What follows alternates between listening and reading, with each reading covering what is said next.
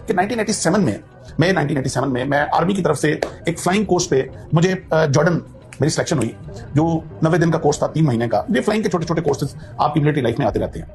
खैर मैं 1997 में मैं जॉर्डन पहुंचा, तो वहां मिलिट्री बेस है, किंग हुसैन मिलिट्री बेस। वो एक उनका छोटा सिटी है, अल मफाक, मफाक में वो बेस है, किंग हुसैन मिलिट्री बेस। जब वो उनके कर्नल साहब थे, कर्नल हुसैन नाम था उसका, वो जो उनके उसको जीवन क्वाड कहते हैं, जो कोऑर्डिनेशन करता था तमाम एलाइड ऑफिसर जो बाहर से आए होते थे उनकी रेजिडेंस। और जब उसने लिस्ट दी हमें कि कौन किधर ठहरेगा, तो उसमें वो एक फ्लैट था जिसमें 2 पायलट्स ने रुकना था। जो तमाम फॉरेन पायलट्स जितने भी थे वो 2-2 पेयर किया हुआ था। तो जो मेरे साथ पेयर था वो इजरायली पायलट था।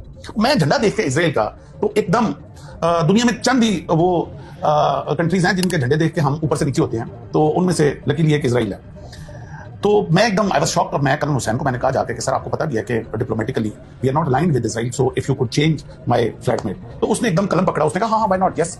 तो अच्छा, जब वो काटने लगा तो ऐसे मेरी तरफ ऊपर देख के मुझे कहता है, but just for your information that pilot of Israel requested me to be your flatmate. अब जब मैंने ये सुना कि दुश्मन ने ये चैलेंज दिया कि मैं पाकिस्तानी ऑफिसर के साथ मुझे कर दें, तो मैंने कहा अब मैं नाम कटवाऊं तो फिर मैं पाकिस्तानी नहीं। तो I accept this challenge, I will live with Israeli pilot for 90 days and then life starts. 2-4 दिन तकल्लुफ में गुजरे, वो भी थोड़ा रिजर्व लगा। वो समझ रहा था पता नहीं मैं कोई आईएसआई का एजेंट हूं। चंद दिनों में हमें ये समझ आ गई कि ना मैं आईएसआई का एजेंट हूं ना वो मोसाद का एजेंट है। तो हम दोनों पायलट हैं और कोर्स करने आए हुए हैं। 8-10 दिन के बाद बेतकल्फी हो गई। सुबह क्लास में इकट्ठे जाना, शाम को खाना इकट्ठे खाना। जब बेतकल्फी इस लेवल की हुई तो मैंने उससे पूछा, मैंने कहा you requested me to be your flatmate? He said yes. मैंने कहा is there any particular reason for that? तो जो उसका जवाब था शोएल का, वो मेरा लाइफ चेंजिंग, मेरी पाकिस्तान के साथ मोहब्बत उस दिन मुझे मेरी पैदा हुई मेरे अंदर। उससे पहले मैं बाय डिफॉल्ट पाकिस्तानी था, लेकिन मैं 1997 इस वाकये के बाद मैं बाय चॉइस पाकिस्तानी। उसने जो जवाब दिया वो मैं बार बार इस कौम को वो जवाब बताना चाह रहा हूं। मैं इससे पहले वाली भी एक वीडियो में, मैं उससे पहले वाले एक प्रोग्राम में मैं बताता। ही सेड के हम पैदा हुए थे तो मां की गोद से हमें बताया गया था कि तुम्हारा दुश्मन अरब नहीं है, तुम्हारा दुश्मन पाकिस्तान है। कहता है उसके बाद मकतब में आए तो मकतब में हमें पढ़ाया गया कि तुम्हारा दुश्मन पाकिस्तान है। कहता है मकतब के बाद स्कूल में, मकतब उनके कहते हैं मदरसे टाइप को जो कंपलसरी है स्कूल से पहले। अच्छा, कहता है उसके बाद स्कूल में आए तो स्कूल में जो चैप्टर हमें एनिमी का पढ़ाया जाता था उसमें झंडा पाकिस्तान का लगा होता था। उसमें पाकिस्तान की ज्योग्राफी पढ़ाई जाती थी, पाकिस्तान का नहरी निजाम पढ़ाया जाता था, पाकिस्तान का फौज की स्ट्रेंथ हमें पढ़ाई जाती थी। कहता है उसके बाद यूनिवर्सिटीज में, कॉलेज में एनिमी के तौर पर हमें पाकिस्तान पढ़ाया जाता। कहता है फिर मैं आर्मी में आ गया। जब आर्मी में आया तो सारी दुश्मन की मिलिट्री स्ट्रेटेजीज जो हैं वो हमें पाकिस्तान की पढ़ाई जाती थी। कहता है जब पैदा होने से लेकर आज तक दुश्मन दुश्मन दुश्मन पाकिस्तान सुनते आए हैं, तो एक मौका मिला कि दुश्मन के साथ 90 दिन गुजारने का। तो वो आर्मी की टर्मिनोलॉजी होती है नो योर एनिमी। तो कहता है नो योर एनिमी का चांस मिला तो why should I miss it. मैं उसकी बात सुन के थोड़ा सा मैं हैरान हुआ। मैंने कहा शोएल ठीक है, हम आपको ड्यू टू मस्जिद अक्सा एंड ड्यू टू फलस्तीन हम डिप्लोमेटिकली आपको एक्सेप्ट नहीं करते, मगर इस लेवल का हमने कभी आपको दुश्मनी के भी काबिल नहीं समझा। हमारे लिए तो इंडिया ही काफी है जो हमारे साथ जुड़ा हुआ है मशरक के ऊपर, और उसके लिए हम काफी हैं, हमारे लिए वो काफी है। तो तुम लोग किस लेवल पे जा चुके होगे? तो हमने भी नेवर थॉट। तो जो इसके बाद जो उसने जवाब दिया वो इससे ज्यादा हम था। उसने कहा तुम लोग अभी सोए हुए, अभी तुम्हारे लीडर्स तुम्हें बता नहीं रहे कि तुम लोग क्या हो और क्या काम तुम लोगों से लिया जाना है, जबकि हमारे लीडर्स ने हमें बता दिया। इसलिए हमें बहुत क्लियर है कि तुम लोग क्या हो, लेकिन तुम लोगों को खुद भी नहीं पता तुम लोग क्या हो। और जब मैंने थोड़ा इसरार किया, उसको अनफोल्ड किया, तो उसने कहा कि कभी तुम लोगों ने गौर किया कि पूरी दुनिया का नक्शा ले लो, पूरी दुनिया में 2 कंट्रीज ऐसे हैं जो रिलीजियस आइडियोलॉजी की बुनियाद पर बने हैं, और वो एक पाकिस्तान और एक इजराइल है। पाकिस्तान बना 1947 में, इजराइल बनता 1948।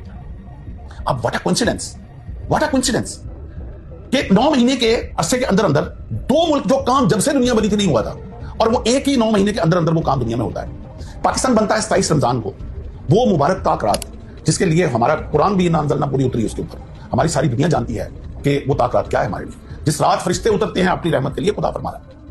और साथ वो भी अल्लाह का, तुम क्या जानोगे ये रात क्या है।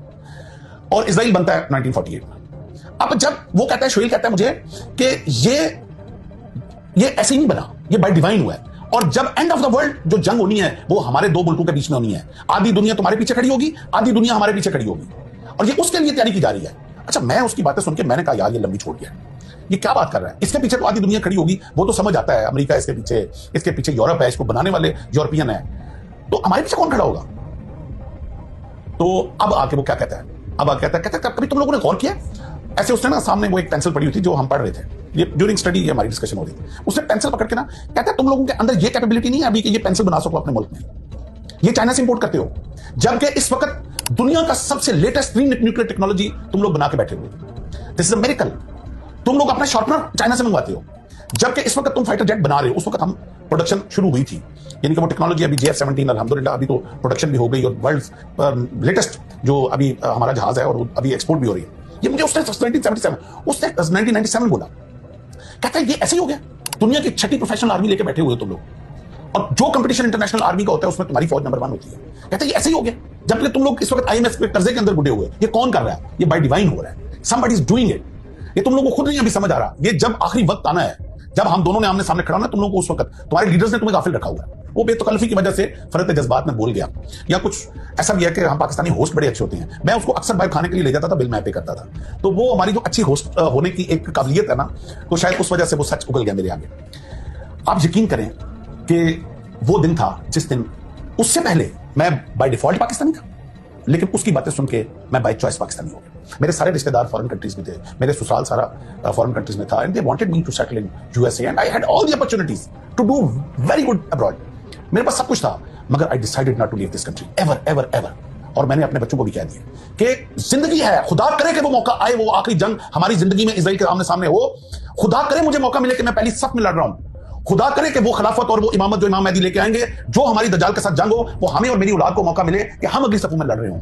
इसलिए हम कभी ना इस मुल्क को छोड़ सकते हैं, ना कभी इस मुल्क के ऊपर आंच आने देंगे, हम अपना खून बहा देंगे, क्योंकि हमें अपने दुश्मन से वो बात पता है। वो कहता है तुम लोग इस वक्त जो एग्रीकल्चर रेवोल्यूशन, तुम्हारा इंडिया पानी बंद, ये मुझे उसने बताया 1970 कि इंडिया प्लान कर रहा है तुम्हारा एग्रीकल्चर तबाह करने के लिए, और तुम्हारा सारा पानी बंद कर रहा है, और तुम्हारे अपने बिके हुए बीच में जो पानी बंद करवा रहे हैं। और बाद में वो जमात रिशा पकड़ा गया जो बिका हुआ था, खुदा लानत करे उसके ऊपर और उसके आल औलाद के ऊपर, जो ऐसा शख्स पैदा हुआ जिसने अपने मुल्क का सौदा किया और हमारे पानी को बर्बाद किया जाके, जो दरियाओं का उसने इंडिया के साथ सौदा किया। तो भाई ये हबील और कबील की जंग है, ये हक और सच की जंग है, ये डे 1 से जिस दिन इंसानियत बनी है ये जारी हुई, ये जंग जारी रहेगी। अब आपकी चॉइस है, आपने हक के साथ खड़े होना है या आपने बातिल के साथ खड़े होना है। ये जंग आदम के बाद हबील और कबील में जारी रही, ये मूसा और फिरौन में जारी रही, ये नबी करीम सल्लल्लाहु अलैहि वसल्लम और कुरैश के बीच में जंग जारी रही, ये बाद में हुसैन और यजीद की जंग है। ये हक और बातिल क़यामत तक रहेगी। हमने ये फैसला करना है कि मुसीबतों से, ये बिजली के बिलों से, ये नाकस पॉलिटिकल सिस्टम से तंग आके हमने अपनी फौज को गालियां देनी है, हमने अपने मुल्क को गालियां देनी है, और ये गालियां देके हमने जाके बातिल के साथ खड़े हो जाना। और 4 दिन की जिंदगी है यार, कौन सी लंबी जिंदगी लेके आए हो, कौन था है यार, कौन हजारों साल जिया है। आज हमसे बड़े बड़े लोग जो पहले पैदा हुए, इतनी आसाइशों की जिंदगी जी रहे थे, आज कब्रों में पड़े हुए हैं। 4 दिन की जिंदगी है ये, सिर्फ ये इम्तिहान की जिंदगी। आपने हक के साथ खड़े रहते हो या तुम मुसीबतों से तंग आके बातिल की तरफ। जो लोग आज अपनी फौज को गालियां दे रहे हैं, ये चंद लम्हे के लिए करबला की उस जंग और उस आग की तपश को याद कर लें कि जो मुसीबतें उन्होंने उठाई अहले बैत ने, और किस तरह उन्होंने हक के साथ खड़े रहे। खुदा के लिए वो मुझे इलामा इकबाल का एक बड़ा खूबसूरत शेर याद आ गया, मीरे अरब को आती है ठंडी हवा जहां से, मेरा वतन वही है, मेरा वतन वही है। ये मेरे आका सल्लल्लाहु अलैहि वसल्लम को ठंडी हवा हमारे मुल्क से आई है। ये है वो फौज जिसने निकलना है इमाम मेहदी के साथ और जिसने दज्जाल के साथ लड़ना है। हमें ये विजन ये इजरायली ऑफिसर ने दे दी थी। उनको पता है कि ये फौज है जिसने लड़ना है। तो जो पॉलिटिकल सिस्टम की जो रॉन्ग डिसीजंस हैं, उनकी वजह से आके हम लोग अपने मुल्क के खिलाफ हो गए हैं। हमें हमारी जुबान कैसे जेब देती है, वो कट क्यों नहीं जाती जुबान, जो अपने फौज और अपने मुल्क के अगेंस्ट बात करेगा। कब अश्क बहाने से कटी है शबे हिजरा, कब कोई बला सिर्फ दुआओं से टली है। ये बलाओं से टलने वाली, दुआओं से टलने वाली बला नहीं है। ये जो हमारे उलमा आके खड़े हो जाते हैं ना कि अल्लाह इजराइल को तबाह कर दे, अल्लाह फलस्तीनियों को तू मदद फरमाओ, भाई ये दुआओं वाला काम नहीं है। ये प्रैक्टिकली फील्ड में आके प्लानिंग, विजन, ये बड़ा स्ट्रेटजी वाला काम है। कौन नहीं देख रहा इस वक्त इंडिया का और जो इजराइल का आपस में कोलैबोरेशन है। आज जो फास्फोरस फलस्तीनियों के ऊपर फेंका जा रहा है वो इंडिया से एक्सपोर्ट हुआ है, कौन नहीं जानता। खुदा के लिए पाकिस्तानियों, खुदा के लिए मुसलमानों इकट्ठे हो जाओ। जब दुश्मन इकट्ठा हो सकता है पाकिस्तान के लिए, तो तुम लोग अपने लिए इकट्ठे क्यों नहीं हो सकते। दिस इज हाई टाइम, वातसिमू बिहब्लिल्लाह जमीअन वला तफर्रकू। हमें एक झंडे के नीचे वापस इकट्ठे होना है, यही हमारी बका है और यही अल्लाह ताला हमसे चाहता है। इसके साथ ही मैं आपसे इजाजत चाहूंगा। परचम हिलाल के हम लाए हैं तूफान से कश्ती निकाल के, इस मुल्क को रखना मेरे बच्चों संभाल के। हम लाए हैं तूफान से कश्ती निकाल के, इस मुल्क को रखना मेरे बच्चों संभाल के। बरसों के बाद फिर उड़े परचम हिलाल के, इस मुल्क को रखना मेरे बच्चों संभाल के। हम लाए हैं